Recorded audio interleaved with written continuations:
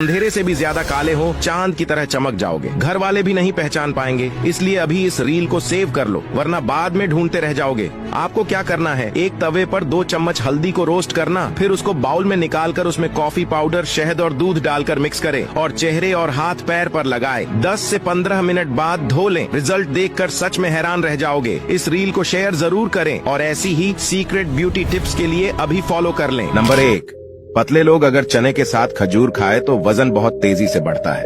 2, खाली पेट सौंफ का पानी पीने से वजन तेजी से घटता है। इसका असर 5 या 10 दिनों में ही दिखने लगता है। 3, रोटी में घी लगाकर खाने से जिन व्यक्तियों का वजन नहीं बढ़ रहा होता है, उनका वजन भी बहुत तेजी से बढ़ता है, साथ ही शरीर में ताकत भी आती है। 4, यदि गुड़ के एक छोटे टुकड़े को 1 चम्मच प्याज के रस के साथ रोजाना सुबह शाम पिया जाए तो हाइट बढ़ने लगेगी। 5, दुनिया का सबसे ज्यादा वजन बढ़ाने वाला खाना आलू चिप्स है। ऐसे ही जानकारी के लिए फॉलो करें।